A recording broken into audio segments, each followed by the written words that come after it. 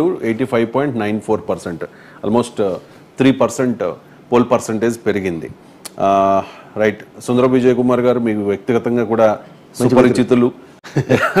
ఎన్నో political డిబేట్స్లో political dialogue war నడిచింది మీకు ఆయనకి మధ్య.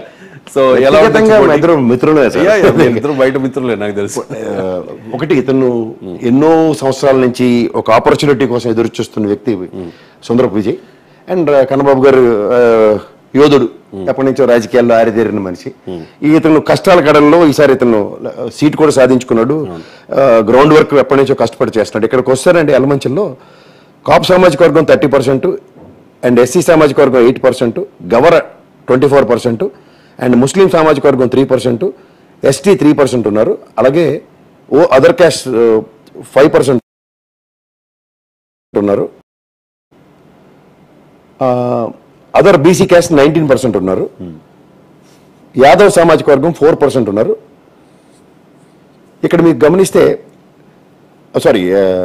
యాదవ్ సామాజిక వర్గం 4%. ఇక్కడ వైఎస్ఆర్సీపీకి ఏమో ఈ సంక్షేమ ఫలాల పరంగా మునుబాబు గారు 51% వేస్తే ఈయనకి 49%. ఇక్కడ కూడా హ్యూజ్ వేరియేషన్ లేదు, 2% వేరియేషన్తో ఈ విజయ్ యొక్క అంటే గ్రౌండ్ లెవెల్లో అతను పనిచేసింది ఖచ్చితంగా అది మెటీరియలైజ్ అవ్వాలి. అంటే వాళ్ళ బ్రదర్ సతీష్ కూడా ఆయనకి అన్ని రకాలుగా సపోర్ట్ చేశారు. ఆయన విశాఖ టికెట్ యాంటిసిపేట్ చేసి లాస్ట్ మూమెంట్లో పజల్ ఇదైంది, ఈయన ఒకటికే టికెట్ వచ్చింది. అండ్ ఇంకొకటి, అక్కడ అనకాపల్లి సీఎం రమేష్ అనకాపల్లి ఎంపీ క్యాండిడేట్గా ఉన్నారు. ఆయన సపోర్ట్ కూడా, ఎందుకంటే ఆయన ఆర్థికంగా బలవంతుడు.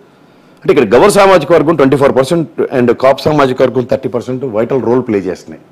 సో ఇక తనకి ఎడ్జి ఎలా వస్తుంది అన్నది ఈ 30%లోంచి how much you can pull that, ఆయనకు కూడా అదే అడ్వాంటేజ్ ఉంది. సో ఓవరాల్గా ఈ సామాజిక వర్గ ఓటు బ్యాంక్ స్ప్లిట్ లోకల్గా నియోజకవర్గ పరిధిలో కన్నబాబు రాజు మీద ఏదో నెగిటివ్ ఉంది కదా, అదే చెప్తున్నాను. అందుకే 2% ఎడ్జి అతనికే ఉందా. సో జస్ట్ 2% వేరియేషన్స్లోనే మాట్లాడుతున్నారు అక్కడ. ఓకే, సో వైటల్ రోల్స్ ఏం లేవు.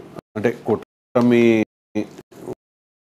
కలవడం, అంటే 3 పార్టీలు కలవడం అవ్వచ్చు, సీఎం రమేష్ అక్కడ పోటీ చేయడం అవ్వచ్చు ఎంపీ క్యాండిడేట్గా. దాంతోపాటు సుందరపు విజయ్ కుమార్ చాలా అగ్రెసివ్గా పార్టీ స్టాండ్ని పలు టీవీ డిబేట్స్లో అవ్వచ్చు, బయట పార్టీ కార్యక్రమాల్లో కూడా వినిపిస్తూ ఉంటారు. సో ఇవన్నీ కూడా అంటే 2019 ఎన్నికలు కూడా ఆయన పోటీ చేసి ఓడిపోయారు కాబట్టి ఇవన్నీ ఆ సింపతి ఇవన్నీ కూడా కలిసి వచ్చే అవకాశం ఉంది. ఇక్కడ ఎలమంచిలో సుందరపు విజయ్ కుమార్ గెలుస్తారనే అంచనాల్ని అన్ని సర్వేలు కూడా చెప్తున్న పరిస్థితి. అండ్ ఇంకొకటి, సుందరపు విజయ్ కుమార్ ఒక మాట మాట్లాడుతారు, అసెంబ్లీ ఒక దేవాలయం, అలాంటి దేవాలయంలో అడుగు పెట్టాలని మేము తహతహలాడుతూ ఉన్నాం, కానీ అటువంటి దేవాలయాన్ని అపవిత్రం చేస్తున్నారు అని చెప్పి చాలా సందర్భాల్లో డిబేట్స్లోనే కామెంట్ చేశారు. కాబట్టి ఆయన తపన, ఆయన ఆశ ఎలా అయినా ఎమ్మెల్యే కావాలి, అసెంబ్లీలో అడుగు పెట్టాలి అని చెప్పేసి. మరి చూద్దాం, ఆయన వైపే.